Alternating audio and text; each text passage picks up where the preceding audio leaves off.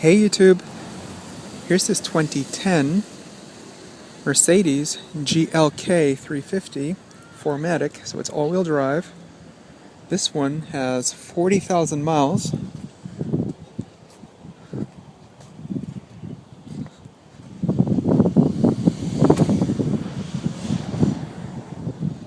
Let's see. Has quite a few dents all over. Look at this door. Dings all over.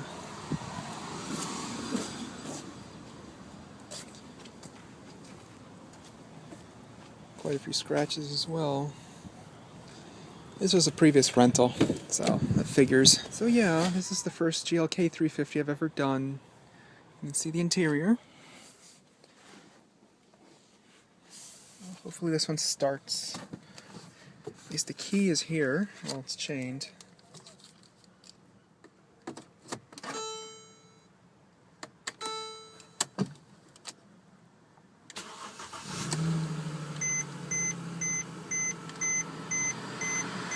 Well, again, 2010 GLK 350. 40,000 miles. I've been wanting to do one of these for quite some time. From the get-go, when it comes to comfort, these are a bit on the tight side.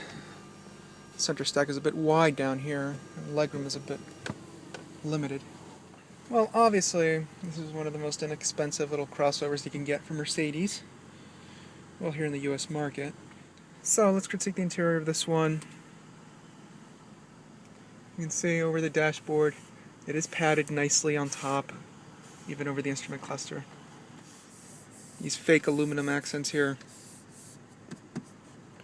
Again, soft touch materials begin to follow through down to the sides of the center stack, even the lid of the glove box, all soft touch, nicely padded. It appears large, but it really isn't. You can see an aux jack right there. It appears to be an aux jack, I'm not sure. You can see a power outlet. Just a huge lid, really. This little net right there onto the side. Here's a radio, a bit bland looking, but in-dash CD, possibly in-dash 6 disc, I'm not too sure, but I assume it is, because it's this huge thing. You also do have phone capabilities, because you can hook up your phone. Hazards. At least this one's not going to get stuck like on that RSX I did. Well, here's this screen for the radio. Once you turn it on, you'll see the little Benz logo. Yay! It's a bit dirty. Well, here's the climate control. It is dual zone. I always fail to stress what dual zone means, and it's the ability to independently control the temperature on both the passenger and driver sides. That's always been a nice thing to have. This one's a non-smoker, thank goodness. And there's the ashtray. Ugh. Push to open, push to close. You can see this piano black color here, all scratched. Looks a bit ugly. It's also a fingerprint magnet. This one has 7-speed auto with manual shift mode. And over here you can see the little dial. I like that it's metal. You also control the radio. It does have satellite, you can see. It says Sirius. This area of the center console, all hard touch. It's not flimsy though, like some cars where you could actually lift your fingers underneath and lift this plastic up. Dual cup holders. You see little tabs here to keep it in place. Open the armrest. You can see how it flips open. And it's fairly large inside. No power outlets or anything in there. You'd have to go to the glove box for that. I like how the driver's side is a bit longer. It is padded on top. Steering wheel's nicely thick and it's leather wrapped on top. You can see it could fluctuate through the info center right there. All those typical things, back button, hands-free controls, volume adjustments it seems. Steering wheel tilts and telescopes electrically. You can see that little teeny thing right there. Instrument speed wipers. Cruise control. It's always been a Mercedes thing to have it up there. The only thing is some people always confuse this with the turn signals. Even I've done it before, but it is a very simple operation, just tug and go. Not like in some cars where you have to like fiddle with a few buttons in order to get cruise control to work. Headlamps, fog lamp controls, parking lamps, everything is there. E-brake, oh, there you go. Let's open the hood. You can see there, you can see lumbar support. All that adjustments is right there. Top of the door panel, everything is nicely padded on top. The sides, well, the side is quite rubbery really, even on top. What's really padded is the armrest. You can see it's very cushiony. Lower section of the door panel, it's all plastic, but it's not that flimsy. It's very firm, but it does have a sharp edge once you rub around the edge. Dislodge the tailgate, as it's electric. Hope it's electrically. Yeah, that car's not too far. Oh, it is. Yeah. Window lock, power windows. All the windows go up and down automatically. Power mirrors, power seats. You can see adjustments for the thigh support and such. Backrest, headrests, memory seating up to 3 settings, and power door locks. As you look around, fit and finish doesn't seem to be too bad. You can see along the A-pillars everything's nice and tight. No open gaps. Headliner, it's very plush. You can see the dual sunroofs. Let's open the shade. You can see how it opens. Yeah, this one slides over the second one over there. And here's the sun visor. Mirror, and the vanity light is up above. Little clip here for business cards and such. Has a rather rough texture to it. It is plush, but it's almost as if you're rubbing your hand on the shingle to the roof of your house. That's how rough it feels. Passenger side sun visor, same thing, mirror and vanity light up above. And let's close this roof.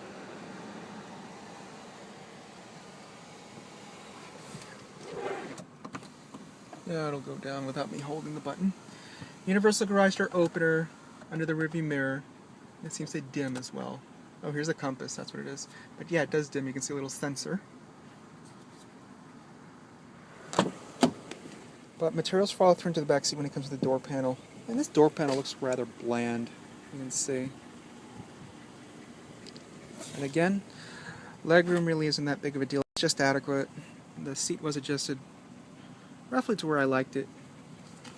Bottom section of the seat is a park bench. It's quite hard. Very firm. It does have rear AC, you can see. Lumbar adjustments right there for the back rest of the passenger seat. Armrest. Cup holders, huge thing just for a cup holder. So that is quite stupid that you have to open the armrest in order to get access to the cup holder. This is just unnecessary. Yeah, that's rather stupid. Seats do fold down. Let's pull on these tabs. 60-40 split seating, and I love how the seat tumbles down nice and flat. Oh, and I forgot to mention, oh shit handles on all 4 of the doors. So that's a plus. Here's an ashtray. But actually it's a power outlet because it doesn't have the cigarette lighter, thankfully. So let's check out the cargo area.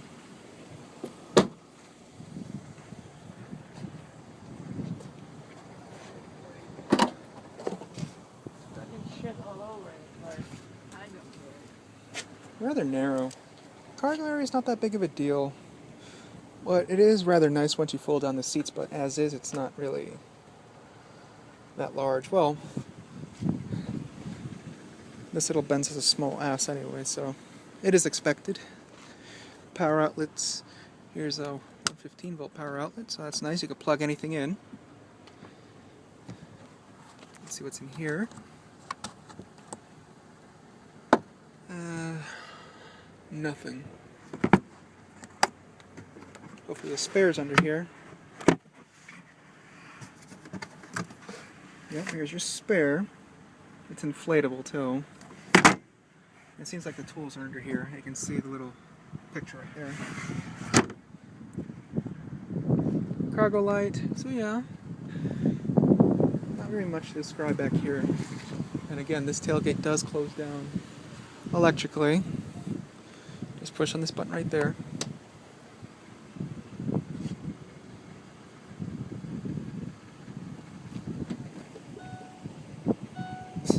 What the fuck? Oh.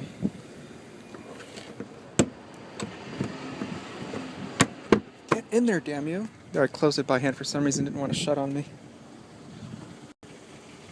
And look, listen to how sloppy this engine sounds. I don't know. Doesn't sound too nice. It does have 19-inch wheels, and obviously it does have to have rear disc brakes. I don't think you're going to find a Mercedes with drums. You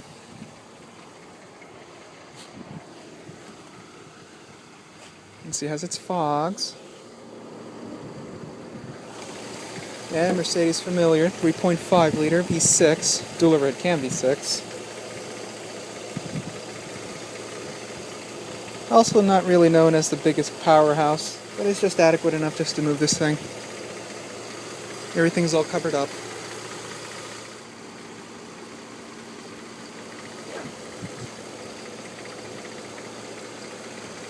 I love how it has dual hood latches here, so once you're at the highway speeds, the hood is going to be nicely secured.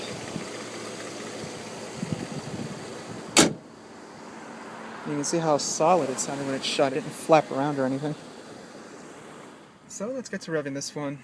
Let me turn the AC off. See, the TPMS light seems to be on. Oh, it is throaty.